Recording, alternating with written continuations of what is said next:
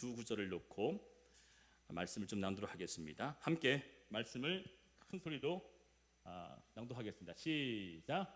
예수께서 이르시되 일어나 내 자리를 들고 걸어가라 하시니 그 사람이 곧 나아서 자리를 들고 걸어가니라. 이 날은 안식일이니 유대인들이 병나은 사람에게 이르되 안식일인데 내가 자리를 들고 가는 것이 옳지 아니하리라. 아멘. 아멘. 우리 동균이가 아멘 제일 크게 하네. 아유, 고마워. 오늘 저는 여러분과 함께 예수가 찾아오시면 세 번째 시간으로 첫 번째 또 두 번째 세 번째 시간, 오늘 마지막 시간으로 제가 말씀을 좀 종결하려고 합니다. 지난주 제목이 뭐였죠? 예수가 찾아오시면 나는 죽는다. 그래서 나는 죽는다. 두 번째 시간에 이어서 오늘 저는 의지하는 것이 사라진다라고 하는 제목으로 말씀을 좀 나누겠습니다. 우리는 누군가를 집으로 초청할 때 어떤 상황일 때 초청하고 싶습니까? 좋을 때겠죠. 집이 누추하거나 아니면 큰 풍파로 근심이 쌓여 있을 때나 아니면 몸이 아픈 환자가 있거나 그럴 때 집에 누구를 초청하기는 좀 어렵습니다. 대부분 정상적인 사람이라면 내가 가장 좋을 때 좋은 편한 상태에 누군가를 초청해주고 싶겠죠. 그런데 예수님을 만난 사람들을 성경에 보게 되면요, 이렇게 좋을 때 만난 사람들이 거의 없어요. 아니 거의 찾아보기 힘든다는 얘기죠. 다 힘든 상황, 아팠다든지 마음의 근심이 깊었다든지 아니면 너무나 외롭게 살았다든지 하여튼 누군가를 초청하고 싶지 않은데 일방적으로 예수님께서 어떻게 했어요? 찾아 들어가셔서 그를 만나 주셨다는 것이죠. 여러분, 내가 원치 않지만 누군가가 나에게 불쑥 찾아오게 되면 우리 어떻게 합니까? 준비가 되지 않은 상태에서 여자들 같은 경우는 집에 막 난리가 났는데 손님이 찾아오면 어떻게 돼요? 제가 언젠가 그랬어요. 우리 집에 여보 우리 성도님들 우리 집에 오라 그럴까? 그러니까 미쳤대 나보고. 왜 미쳤어요? 그러니까는 집이 꼴이 이런데 이게 어떻게 지금 초청하냐고서 그럼 우리가 뭘 더 해야 되는데 했더니 도배도 해야 되고 뭐 얘기를 해요. 그래서 차라리 집을 하나 사자네 그랬어요. 예. 그런 여자들이 그런 거잖아요, 그렇죠? 누군가 초대하고 싶은데 집이 완벽히 돼야 되는데 저는 멀쩡하다고 생각하는데 여자들은 그렇지 않나 봐요. 그래서 근데 예를 들어서 대통령이 우리 교회를 같이 찾아온다. 갑자기 불쑥 전문을 들고 들어온다. 우리 마음이 어떨까? 이런 누추한 곳에 오셨다니 되게 황송해할 거 아니겠습니까? 그런데 예수님이 우리를 만나줄 때 여러분, 내가 완벽하게 준비됐을 때 만나지 않는다는 거죠. 또 내가 무언가가 완전히 준비되어졌을 때 우리를 찾아오지 않는다는 거죠. 그러면 성경을 보아도 제가 여러분의 인생을 다 조사하지 않더라도 하나님이 여러분을 만나고 또 하나님이 여러분을 찾아가는 그 시점을 가만히 들여다보면요, 여러분 얘기하지 않아도 여러분들 밑바닥에 있을 때일 것이고요, 여러분들이 고통받고 있을 때였을 것이고요, 여러분들 가장 힘들 때 예수님의 손길과 사랑이 그 안에서 느껴졌을 거라는 겁니다. 그렇다면 저와 여러분들은 대답을 하지 않았지만 그렇게 인생의 최대 위기와 가장 비참했을 때, 가장 힘들었을 때 예수님이 찾아왔던 그 타이밍에 오늘 이 병자에게도 어떻게 예수님께서 먼저 말씀하셨습니까? 거기 38년 동안 병자, 누구도 만나고 싶지 않고 괴롭고 막 아프면 얼마나 힘들어요. 저희가 우리 금요기도회 때 3명의 이름 불러가시면서 기도하잖아요. 우리 아픈 환자를 기도하면서 그분들이 얼마나 고통받고 힘들어했을까. 근데 그가 누운 것 자체가, 누가 왔는데 찾아왔는데 도무지 몸도 일으킬 수 없고 움직일 수도 없고 그냥 옴짝달싹 못하고 있는 그 모습 자체가 안쓰럽다는 거죠. 그런데 이런 상태에 예수께서 그를 만나주시고 찾아왔던 이유가 과연 무엇일까 이거예요. 여러분, 우리는 자꾸만 어릴 적부터 배웠던 세상적 기준이 뭡니까? 잘해야 되고요, 또 최고가 돼야 되고요, 또 모든 것이 완벽히 준비돼야지만 무언가를 이룰 수 있다라고, 누릴 수 있다라고 하는 공식으로 자라왔습니다. 그러다 보니까 좀 못하거나 조금 딸리면 내가 누릴 수 있는 것, 내가 얻을 수 있는 것을 덜 가질 수밖에 없다라고 하는 인식이 박혀 있어요. 그럼 여러분들, 과연 하나님과 우리 관계 사이에서도 이 이론이, 이 공식이 통용이 될까 이거예요. 상현아, 여기 봐, 여기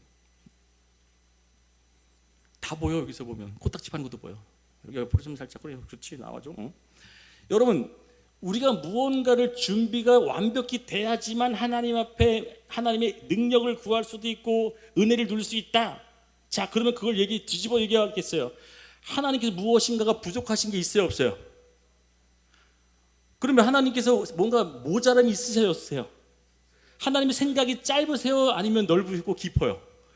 이건 말 하나 많아잖아요. 그런데 우리 자꾸만 내가 무언가를 자꾸만 해야지만 하나님으로부터 무언가가 올 수 있다라는 세상적이고 보편적인 기준을 자꾸만 나에게 적용을 하고, 또 목사도 성도님들한테 그걸 요구하는 그런 교회에서 우리는 신앙생활을 많이 했다는 거죠. 저는 이 틀을 좀 뒤집고 깨기 위해서 어떻게 얘기를 하느냐, 제자들이 물어요. 예수님, 우리가 어떻게 해야지만 하나님의 일을 할 수 있습니까? 라고 얘기를 해요. 그들이 열심히 하나님을 쫓아다녔고 예수님이 하는 일들을 다 했는데 그들이 더 열심을 내고 하나님의 일을 하고 싶어서 이 질문을 딱 들었는데 예수님이 뭐라고 대답했는지 아세요? 요한복음 6장, 오늘 요한복음 5장 그 뒤에 나오는 이야기의 연속 선상으로 나왔던 얘기가 29절에 하나님의 보내신 자를 뭐 하는 거? 너가 하나님의 일을 하는 게 뭐냐면 하나님의 보내신 자를 뭐 하는 거다? 믿는 것밖에 없어 라고 한다는 거예요. 우리는 뭐 열심히 일이고 교회에서 봉사하고 헌신하고 그것은 은혜에 따른 어떤 하나의 동기와 결과로 나오는 하나님의 선행에 따른 모습일 뿐이지, 하나님을 따르는 백성들이 하나님의 일을 하고자 라고 하는 그 질문 앞에 예수님과 하나님은 딱 한 가지, 너는 그냥 나를 믿는 것밖에 없어 라고 못을 딱 박아놨다는 거예요. 자꾸만 우리가 뭘 잘할 때, 내가 더 무언가를 훌륭히 해냈을 때 하나님이 나를 더 집중하실 거라고 하는 이 생각을 저는 오늘 완벽히 깨트리려고 합니다. 여러분, 오병이어의 기적을 너무나 잘 아실 것이에요. 물고기 2마리와 떡 5개. 물고기가 무슨 여러분 상상하지 마세요. 엄청난 큰 물고기가 아닙니다. 소년이 그냥 자기 한 끼 도시락을 쓰려고 했었던 정말 보잘것없는 도시락인데, 아마 멸치보다 좀 큰 도시락 생선일 수도 있고요. 그리고 손바닥보다 더 작은 떡일 수도 있습니다. 그런 것들을 가지고 5,000명과 7,000명을 먹인 사건 아시죠? 여러분, 이 사건을 통해서 우리는 어떻게 자꾸 내 자기 자신에게 공식을 적용하냐면, 주님, 저에겐 이렇게 부족하고 작은 것이 있으니 요거라도 좀 받아주셔서 사용해 주세요라고 하는 간절함이 있지만, 그것은 예수님께서 우리에게 이야기하고자 싶어하는 놀라운 사건 하나는, 여러분 5,000명에게 그 물고기 2마리와 떡은 뭐에 불과합니까?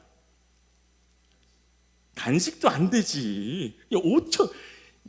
5,000명이면 삼각김밥 하나에다가 밥알씩 하나씩 줘도 모자라. 이해돼 무슨 얘기인지? 삼각김밥에 밥알 하나씩 떼줘도 모자라.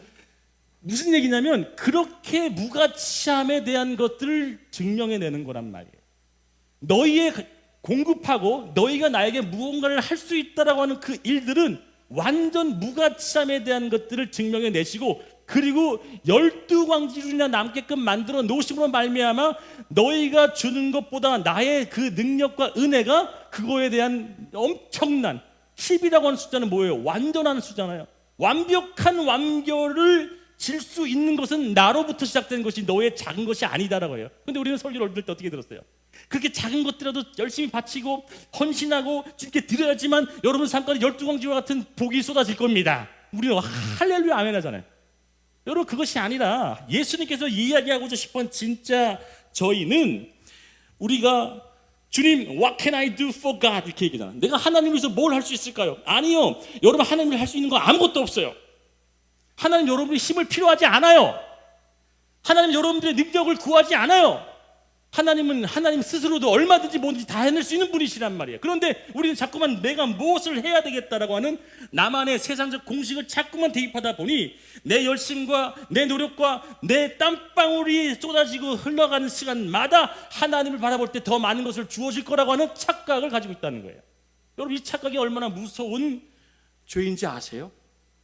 하나님 여러분의 힘을 요구하지도 않음에도 불구하고 내가 마치 무언가를 더 열심히 하고 교회에서 열심히 봉사하고 내가 세상에서 열심히 땀을 흘리고 살면 하나님의 축복이 나에게 당연히 공식화되어진 것으로 주어질 것이라고 하는 이 사실은, 어쩌면 우리가 세상적인 논리와 영적인 논리가 충돌되는 경험을 할 때 비로소 내가 어떻게 제대로 된 신앙을 해야 되는지에 대해서 한 번쯤 생각해 보게 된다는 거예요.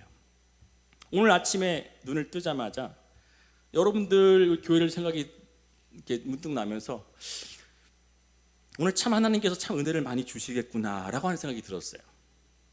그런데 오늘도 제가 금요일 날인가 목요일 날 이 찬양을 받았는데 오늘 찬양 인도를 우리 성은이가 했잖아요. 이제 샤워를 하면서 이제 이걸 틀어놨어요. 제가 낮은 곳으로 하고 어떻게 제가 쟤한테 어떤 얘기를 한 적도 없거든요. 우리 성은이 성은이 있구나. 성은이한테 야 이번 주 설교가 이런 내용이니까 이런 찬양을 준비해. 뭐 제가 찬양 인도를 할 때는 제가 그 맞춰서 준비를 하는 경우도 많지만 저 친구가 준비한 찬양 내용을 보니 오늘 설교 내용이 그냥 다 담겨 있어요. 가사부터 시작되어져서 그 가사 속에 담겨 있는 모든 멜로디 라인도 다 하나님은 참 이 교회를 유기체로 사용을 하시는구나라고 생각이 들었어요. 그러면서 저는 또다시 그 은혜에 대한 사모함을 보면서 성도님들 한 사람 한 사람을 이제 떠올리면서 그들을 생각해내는 거였어요. 우리 예성이 어머니 아버님을 생각했습니다. 오늘 오신다는 얘기를 제가 들어서 그분들에게 하나님께 어떠한 은혜를 부어주시려고 하실까. 오늘 저문을 통과해서 앉아 예배를 드리시는 분들은 과연 하나님이 각 개개인마다 만지시고 터치하시고 얘기할 것이 있을 것인데 과연 무엇을 말씀하시고 그들에게 은혜를 베풀어 주실까. 너무나 기대가 되는 거예요. 사도행전 1장과 2장에 보게 되면 마가의 다락방에 120인도의 성도들이 기도할 때 성령이 불의 혀같이 갈라져 타져왔는데 어떻게 임했는지 아세요? 정확히 얘기합니다. 하나님이 각 사람 하나하나마다 할렐루야 전체적으로 임하신 게 아니라 하나님은 늘 만나실 때 각 사람 한 사람 every each one 각 사람 한 사람에게 임했다는 거예요. 오늘 이곳에 있는 여러분들에게 하나님의 은혜와 능력이 부어지실 텐데 그러면 어떻게 해야 되는가? 라고 하는 이야기를 하려고 세 번째 시간인 오늘 예수님이 찾아오시면 내 의지했던 것을 하나님께서 가져가 버리시고 치워버리신다는 것. 제목 자체가 굉장히 우울하고 슬프잖아요. 자, 이거 한번 읽어보겠습니다. 시작. 아닌데. 시작.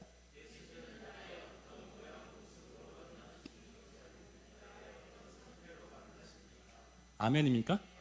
목사이기 때문에 만나시지 않고요. 내가 어떤 직분자로서 무언가의 상태와 어떤 모양의 갖추고 있는 것으로 만나신 것이 아니라 내 상태, 내가 어떠한 상태일 때 하나님은 우리를 찾아와 주시고 만나 주신다고 하는 사실이에요. 여러분 바리새인과 세리의 기도를 아실 겁니다. 제가 자주 언급하는 예화죠. 바리새인은 어떻게 기도했다 그랬죠? 자기의 의로움을 어디에다 근거했어요? 자신에게 근거를 뒀죠. 자신의 의로움과 자신이 했던 어떤 의로움이 자신에게 근거를 했어요. 제가 11조 다 하고 있습니다. 제가 소득의 모든 것들을 잘 구분해서 여러 가지 제물로 드렸습니다. 또한 7일에 제가 2번씩 금식을 했고요. 또한 음란과 더러운 것을 취하지 아니하고요. 범죄치 않았어요. 그렇게 살았을 겁니다. 또 다른 세리라고 하는 사람들은 자기는 죄인이라고 하면서 뭐에 그 의로움을 근거했냐면 의로운 자였던 하나님의 의로움을 뭐 했어요? 구했다는 사실이에요. 하나님의 의로움을 구했던 그 자는 곧 어떤 상태였냐고 우리가 질문하자면 그 상태는 완전히 낮은 자, 부족한 자, 연약한 자, 그리고 오늘 이래가 기도했던 것처럼 죄 많이 지었던 자로서 서 있는 것, 그리고 어쩌면 앉아있는 여러분과 저나 똑같이 하나님 오늘도 연약하고 부족한 이 자가 하나님의 은혜를 찾으러 왔습니다 라고 하고 이곳에 있다는 거예요. 여러분 다다음 주 제가 이제 헌금송을 하는데 여러분 매주 제 노래를 듣기 때문에 기대감을 안 가질 것 같지만 제가 너무나 부르고 싶은 찬양이 한 곡 있어요. 여러분은 잘 모를 거예요. 맛배기만 좀 보여드리자면 왜 날 사랑하나 이 찬양 아세요? 모르죠? 왜 날 사랑하나 이 찬양 아세요? 아직도 몰라요? 해도 되겠구나. 왜 주님 갈보리 가야 했나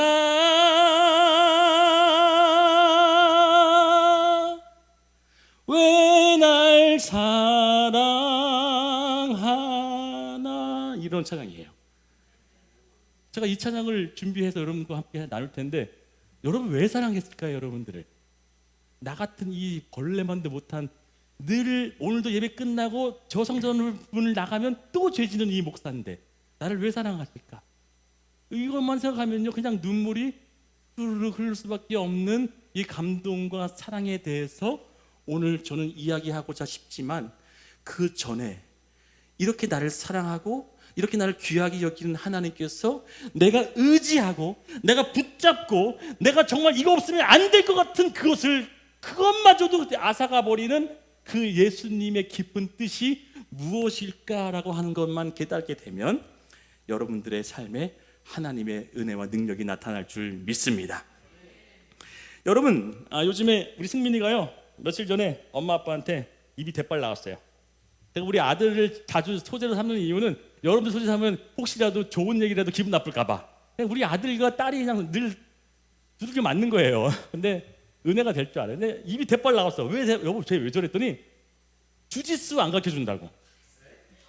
주짓수를 자기 친구 다 배우고 있는데 자기도 배우게 해달라는 거야. 그리고 우리 엄마가 기가 막히게 잘랐어. 너는 음악 할랜데 그러다가 손가락 부러치면 어떡하려고 그래? 끝. 오, 여기 한 칸을 끝내더라고. 주짓수 배우다가 잘못하고 손가락 부러지면 쟤는 뭐 해야 되네? 이제 공부해야지. 쟤는 이제 하기 싫은 공부해야지.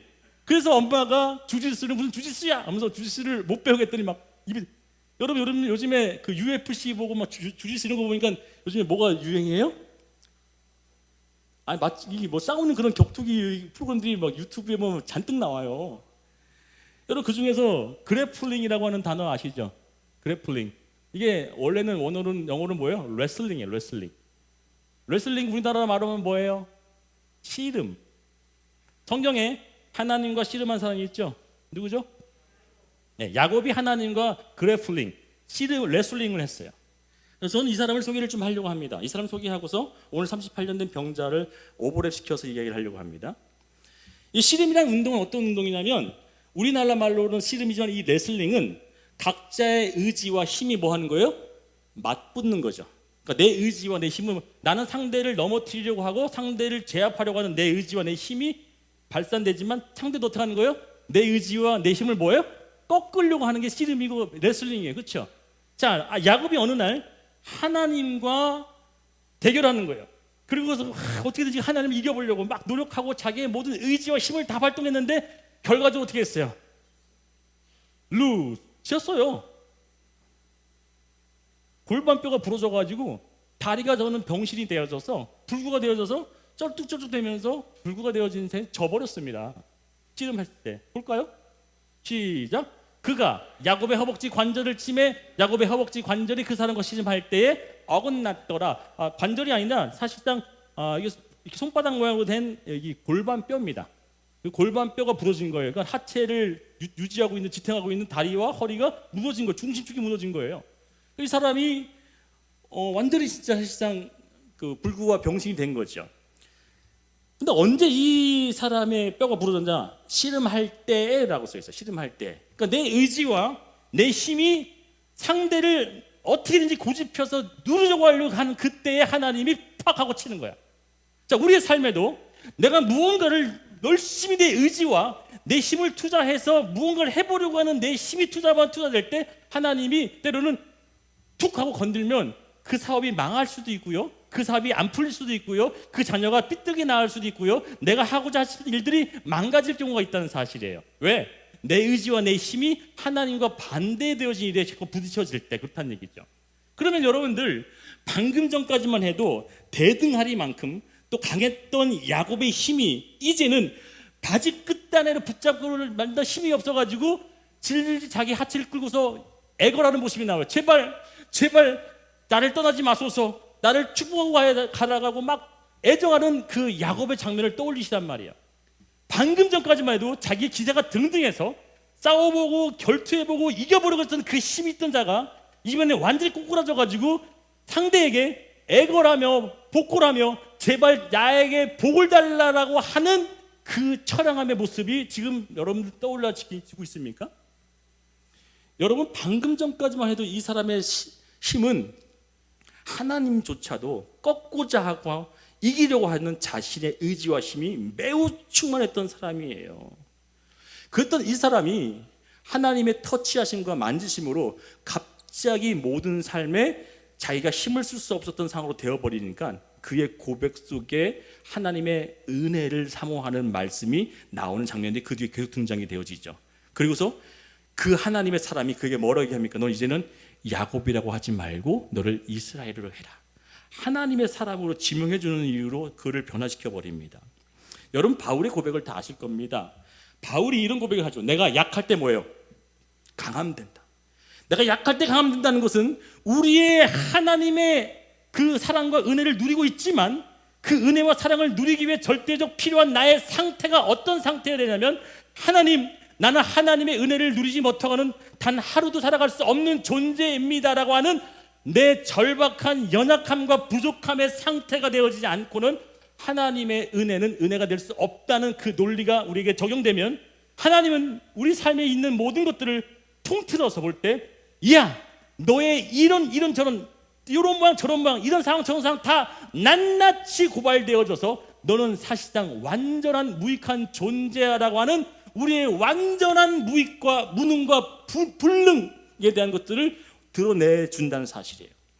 여러분, 사업과 경영을 하는 데 있어서 내가 성공시킬 만한 방도와 방법이 없을 때, 또 도무지 변화시킬 자신이 없는 자녀와 내 배우자와 주변에 있는 사람들을 두었을 때, 내 입으로 아무리 열심을 내어보고 해보려고 해도 성과가 전혀 나지 않는 사업과 직장과 일들을 볼 때 우리는 뭘 해야 되냐면, 여전히 그것을 해보려고 하는 나와의 씨름이 되어지고 있다는 사실을 여러분 아실 거예요. 고백할 거예요.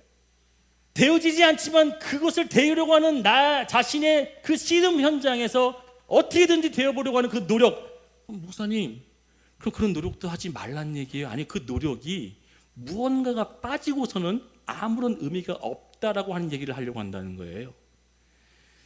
오늘 본문에 등장했던 38년 된 병자, 자, 이 병자에게 다시 이제 장면을 돌리겠습니다. 여러분, 야, 너 일어나, 그리고 걸어, 끝이잖아. 맞아요, 틀려요? 예수님께서 누워 있으니까 일어나라 그랬고, 그 다음에 오랫동안 못 걸었으니까 걸어. 이 두 가지 얘기만 끝인데 말씀을 세 가지 하셨죠. 뭐라고 하겠어요? 뭐라고 했어요? 일어나. 빨리 얘기해봐. 우리 벌써 3주째 하고 있는데 이걸 모르시면 되겠습니까? 자리를 들고, 무언가를 들러 일어나서 자리를 들고 걸어라 그랬어요. 자, 자리를 들라고 했던 이유가 뭘까? 여기 뭘까라는 거 내려가지를 못하겠네. 바리케이트를 장기 선물 드립니다. 여기 여러분과 더 친해지고 싶어서 더 가까이 나가고 싶은 거예요. 여러분 생각해 보세요. 예수님이 일어나 걸어라 그러면 되잖아. 근데 왜 구태여 자리라고 하는 그 사람의, 여러분, 자리라는 것은 매트입니다. 우리나라 말로는 이불이죠. 이불을 주고 일어나라 그랬어요. 왜 그 얘기를 했을까? 하나님은 아무런 의미 없이 그 얘기를 하지 않았다는 얘기죠. 그 얘기를 하신 이유가 있다는 사실입니다. 여러분, 그러면 이 자리에 좀 집중해 볼게요. 이 매트, 이 이불은 무엇 때문에 그곳에 있었습니까? 무엇을 위해서 그 자리가 펴져 있었습니까? 그 자리와 그 매트는 내가 들어가야 될 연못을 위한 수단과 방법이었다는 사실이에요. 아멘. 이해되십니까? 무슨 얘기인지? 그 자리와 그 이불은 내가 그 다음에 있어야 할 하나님의 그 은혜를 구하기 전에 내 스스로 무언가를 해보려고 하는 내 의지와 내 노력의 뭐예요? 완전한 도구였다는 사실이에요. 여러분, 수단과 방법을 위해 이 병자가 마지막으로 의지할 수밖에 없었던 한 가지가 뭐였습니까? 그 자리였어요. 이 환자는요, 이 38년 된 병자는 그 자리만 의지할 수밖에 없었고, 그 매트만 붙잡고 늘 어디에만 집중했어요? 연못만 바라봤어요. 그 자리에 누워 있으면서 연못을 기대했던 거죠.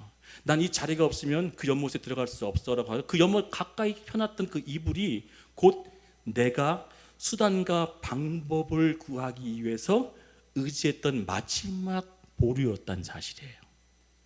사랑하는 여러분, 예수님은 그렇게 의지하고 있었던, 그렇게 자기는 그 수단과 방법을 끝까지 고수했던 그것마저도 일어나서 그걸 들어라 하는데, 그 들어라고 하는 게 아이로라는 단어예요. 이 아이로라는 단어는 들다란 단어가 하나 있고요, 또 뭐예요?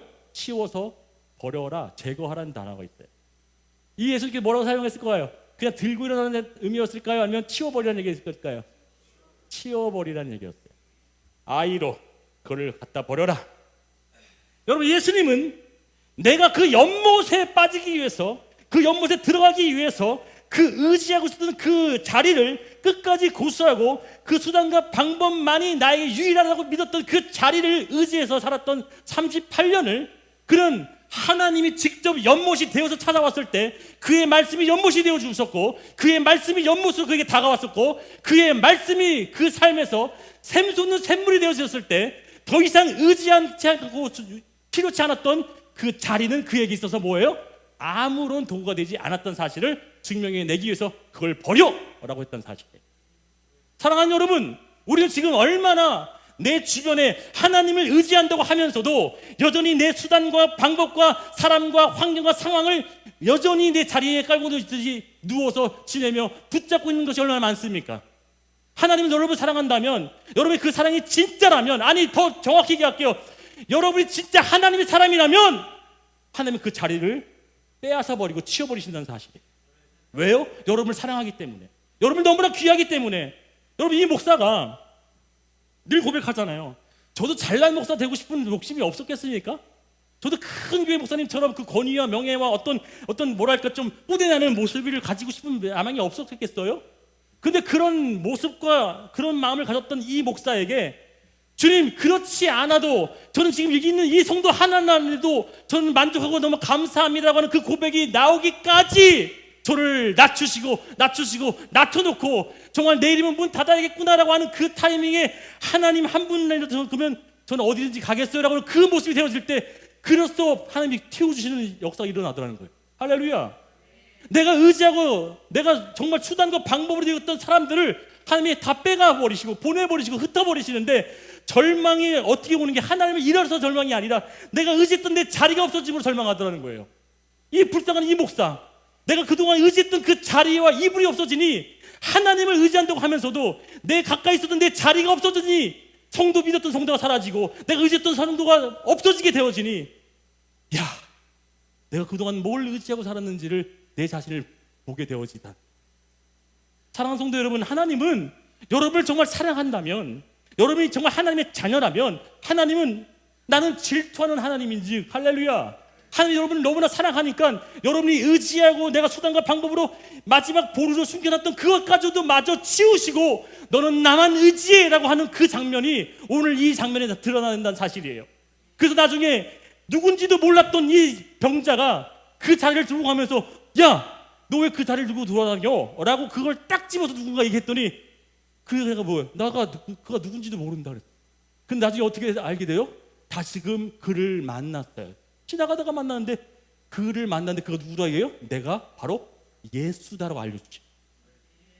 사랑하는 여러분, 우리는 정말 내가 의지하지 않고 내가 뭔가를 바라보지 않고 오직 하나님만 바라보겠다고 하는 그 열심과 열정을 가지게 되어지면, 그 사람은 여전히 내 품에 끼었던 그 돗자리와 이불이 더 이상 필요하지 않고 예수밖에 없구나라고 하는 그 사실을 깨닫게 되어지면 얼마든지 집어 던질 수 있을 만한 그런 믿음이 여러분 있기를 축원드리겠습니다. 아멘인가요? 여러분, 그렇다면 하나님은 나를 죽이는 것도 모자라, 지난주 우리를 죽인다 그랬잖아요. 말씀에 찾아오면 그것도 모자라, 내가 마지막 의지하고 내가 이거 마지막으로 했었던 그 마지막 수단과 방법조차도 제거해버리시고 치워버리는 그 하나님을 우리는 어떻게 이해해야 되느냐, 이게 우리에게 이제 과제로 남잖아요. 그래서 오늘 야곱을 등장시킨 이유가 있습니다. 여러분, 야곱이 어떤 사람인지 아세요? 야곱은 저 같은 사람이었던 것 같아요. 여러분, 이 앞에 있는 목사가 지금은 어떻게 보이지만 지금도 봐도 똑똑해 보여요? 좀 약간 띠대 보여요? 똑똑해 보인다 해주면 좋잖아요, 서로 간에. 근데 어릴 땐 되게, 항상 저는 국민학교 출신인데 국민학교에서 보면 생활기록 같은 걸 줘요. 통지표. 뒤에 우리 세대는 아실 거예요, 그죠? 선생님들이 뭐 해요? 다 쓰죠? 항상 빠지지 않는 글이 있었습니다. 두뇌는 명석하고 총명하나. 그 다음에 뭔지 아세요? 이 두뇌는 명석하고 총명하나를 항상 들어가 있어요, 6학년 내내. 그 다음에 그 뒤에 또 빠지지 않은 게 있어요. 제가 그래서 우리 아들한테 뭐라고 못하는 거예요. 장난기가 많고 산만하여, 이게 됐어요. 예. 여러분, 근데 제가요, 똑똑하다, 명석하다 라고 하는 이야기를 참 많이 듣고 제 스스로도 그렇게 생각하고 살았는데, 그러다 보니까 제가 뭘 더 의지 많이 했을까요? 저를 많이 의지했어요. 무언가를 계획을 할 때 우리 아내가 그러잖아요. 우리 남편은요, 가족들 여행 가도 개개인마다 계획표를 줘요. 얘야, 잠깐, 그대로 있어. 그대로 있어. 얘야, 우리 아들 계획표, 딸 계획표, 엄마 계획표, 내 계획표. 계획표를 4개 만들어서 그리고 여행을 다녔던 사람이에요. 굉장히 철두철미하고 모든 걸 계획을 하고 플랜을 짜는 목사죠. 지금 어떤지 아세요? 제가 박준수 씨한테 알아봐 주세요잖아요. 제가 그것도 못하는 사람이에요. 제가 다 해요. 그래 속이 시원한 사람이죠. 근데 지금은요, 나사가 하나 풀린 것 같아요. 제가 봐도 계획을 안 세워요. 뭘 하는데요? 들여다보지 않고, 그리고 또 참관도 안 해요. 이상하게 미친 것 같아요. 제가 지하철 보면서. 뭐가 바뀌어졌냐면 하나님을 더 의지하는 방법을 배웠어요. 내가 내 자신에 의지했던 것들, 내 계획을 더 의지하지 않고, 내가 계획을 하지 좀 부족하고 내가 좀 모자라 보이는 사람이 한다 할지라도 하나님이 더 계획을 하시고 준비하실 거야 라고 하는 걸 배우게 된다는 거예요. 저는 여러분 이거를 배우고 깨닫게 되어지면서 야곱이 저와 너무나 똑같구나. 야곱은 어떤 사람이었어요? 굉장히 똑똑한 사람이었죠. 자신의 아버지를 속이고 형도 속이가지고 복도 가르쳤던 사람이에요. 또 그 삼촌 라반도 속이고 하여튼 똑똑한 사람이에요. 그런데 이제 그 똑똑함이 무너지는 순간이 다가옵니다. 언제냐? 다시금 라반에게 쫓겨나가지고 자기 삼촌 집에 쫓겨나서 다시 자신의 고향집으로 돌아가야 되는데, 고향집에 누가 기다리고 있어? 자신을 속였던 형 에서가 기다리고 있는 거야. 그 에서가 400명의 군사를 끌고 와서 강 저편에 칼을 다 차고 기다리고 있는 거야. 왜 기다리고 있을까? 동생이 오면 그냥 목을 댕강 베서 죽이려고 400명의 군사를 끌고 기다리고 있는 거야. 야곱이 얼마나 긴장했는지 창세기 32장에 그 긴장의 내용을 가만히 보면 그 무서움과 두려움이 가득했는지 알 수 있어요. 어떻게 하냐? 하인들에게 얘기합니다. 하인들아, 얘들아, 저기 강 저편에 가면 우리 형이 기다리고 있을 텐데 그 형에게 먼저, 똑똑한 사람이야, 잘 보이게 해서 먼저 뇌물로 먼저 공수를 해. 제일 먼저 뭘 보내요? 소, 양, 낙타, 자기가 갖고 있는 모든 재산을 먼저 1차로 딱 보내. 그리고 그걸 받으면 뭐라고 하냐? 우리 당신의 아우 야곱이 이렇게 형을 선대하는 것을 생각하시면, 그리고 1차로 보내서, 근데 마음이 또 불안한 거야. 2차로 또 뭘 보내? 온갖 보물과 온 재산을 가서 또 2차로 다 보내. 2차 보냈어요. 그때도 마음이 불안한 거야. 우리 형 마음이 녹아지지 않을 것 같아. 또 3차로 어떻게 하냐? 자신의 아내와 11명의 아들들을 보내요. 이제 누가 남았어? 자기만 남은 거야. 자기 혼자만 남아. 근데 3번에 걸쳐서 양, 재산, 자신의 가족들 다 보냈는데 여전히 불안했던지 이 야곱은 그때서부터 하나님과 씨름하는 장면이 나오는 거죠. 하나님과 대결하는 장면이 나옵니다. 주님, 나 두려워요. 볼까요? 어떻게든지 봅시다. 시작. 그가 이르되 날이 새려하니 나로 가게 하라. 야곱이 이르되 당신이 축복하지 않으면 가게 하지 않겠나이다. 왜 이렇게 가지 않게 간 이유가 있어요. 자기가 축복받지 않으면 못 가겠다고 하는 그게 아니라 진짜 이유가 담겨 있어. 뭐냐? 봅시다. 시작. 내가 죽게 간구하오니 내 형의 손에서, 에서의 손에서 나를 건져내옵시며 내가 그를 두려워하면 그가 와서 나와 내 처자들을 죽일까 겁난다는 거야. 진짜 이유는 뭐야? 자기가 죽을까 겁난다는 얘기야. 1차, 2차, 3차 다 자신의 형을 마음을 녹이기 위해서 보냈지만 이제는 자기가 의지했던 그 자리와 수단을, 방법을 다 동용했지만 안 됐잖아. 하나님은 마지막 수단이었던 그 3가지 수단을 다 소비하게 했지만 안 되고 있는 그 진짜 자신을 깨트려 부시라는 거야. 내 자신을 믿었던 그 수단과 방법을 하나님 부숴버리는 거야. 할렐루야.